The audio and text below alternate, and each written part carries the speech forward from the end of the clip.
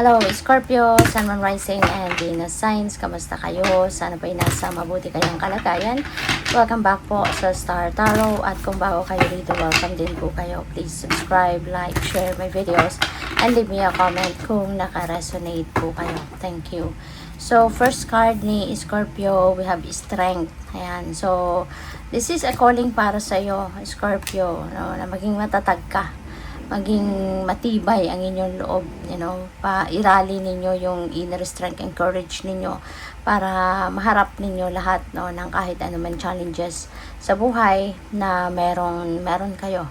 Kasi lalo na, no, sa ngayon siguro, no, for some of you, medyo ang iba nabubuhayan ng loob, no, pagdating sa ganitong sitwasyon, at dito maaari kasi ng iba sa inyo baka merong pinagdadaan ng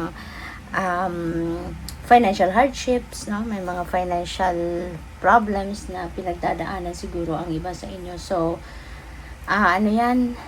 parang siguro ang iba medyo nagkukulang sa pera, may financial difficulty, siguro may mga financial obligations na kailangang gampanan, pero medyo siguro nagkakaroon ng scarcity, 'di ba, sa pera.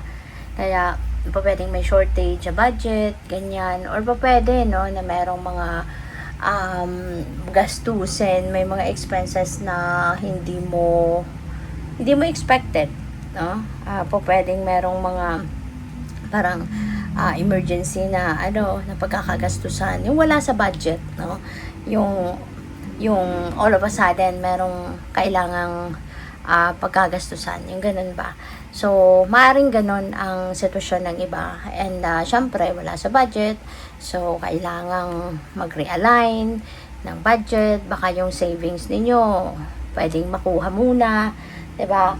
At yan na muna, no, yung ilalagay na muna diyan sa kung ano man yung kailangang pagkagastusan sa ngayon, or baka ang iba talagang kulang, talagang nagkukulang pa, kaya pwede ang iba na panghihinaan ng loob, no? So, huwag kayong panghinaan ng loob, kasi kapag ganyan, mas lalo kayong hindi makakapag-isip ng mabuti, mas lalong hindi kayo makakapag-diskarte, 'di ba? At imbes na solusyon ang ma-attract ninyo, baka mas lalo pang dumami, no, yung maiisip ninyo or dadating na pagkakagastusan. Kaya think positive. Okay? Be optimistic, think positive. Always remember na God knows kung anong kailangan natin. Kaya papadalhan ka din naman ng kung ano ang inyong kailangan sa tamang pagkakataon, sa tamang panahon. Kaya huwag kayong mawala ng pag-asa. Okay? Always keep your hope and faith alive. Always be optimistic. Kasi whatever it is that you need, no, that will be sent to you. Whatever it is that you need, the divine will deliver, no? Kaya huwag kayong mawala ng pag-asa. In this case naman, sa Ten of Swords, babangon na kayo, Scorpio. So, maaari na magkakaroon na nga kayo dito ng lakas ng loob, tibay ng dibdib, tapang, 'di ba, na mamuhay ng panibago, 'di ba? There is a parang rebirth dito na ibibigay kayo sa sarili ninyo. Maglalakas ng loob ka ng bumangon, mag-bounce back sa buhay, at talikuran na kung ano man itong difficulty na pinagdaanan ninyo rito, heartache, heartbreak, yung ganyan, babangon na kayo from that.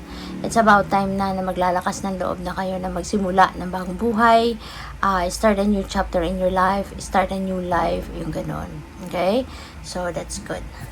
So, by the way, maraming salamat for subscribing, and if you haven't subscribed yet, subscribe na kayo. And also, maraming salamat din for not skipping the ads. Malaking bagay yan sa akin. And also, please click the join button sa baba ng video kung gusto niyo na mag-join kayo sa membership. Okay? Salamat po.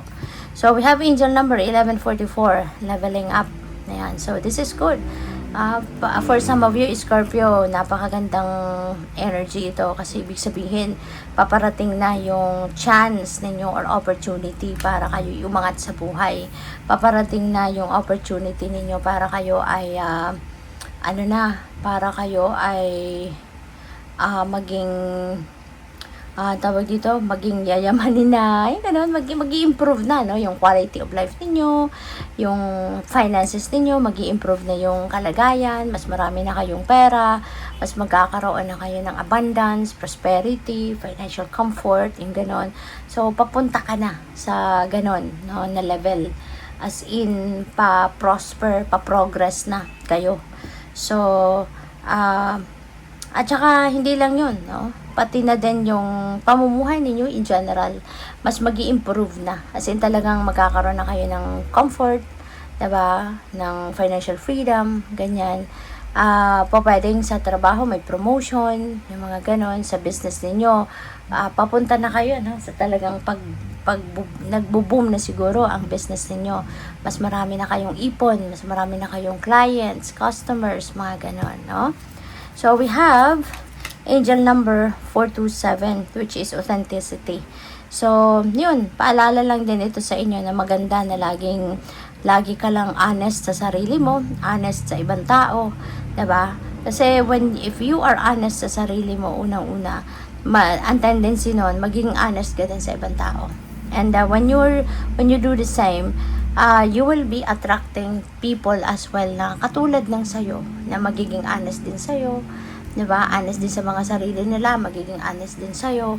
So, you will also attract people, no, that are authentic then. Kaya, that's really good.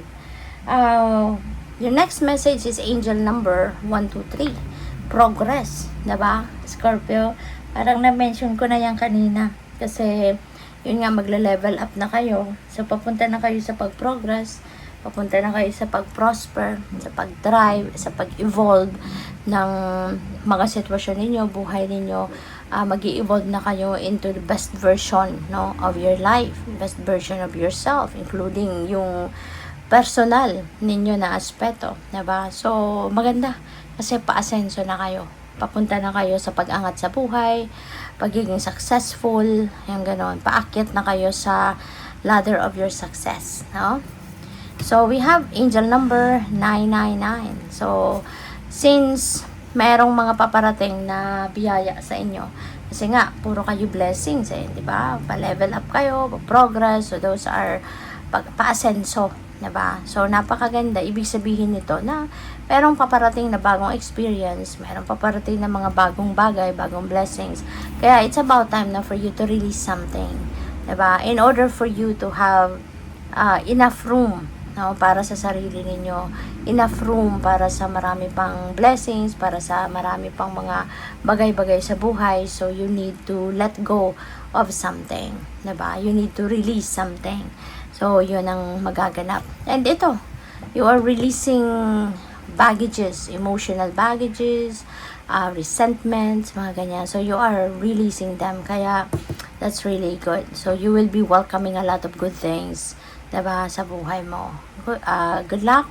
Thank you for watching, Love and Light. Namaste.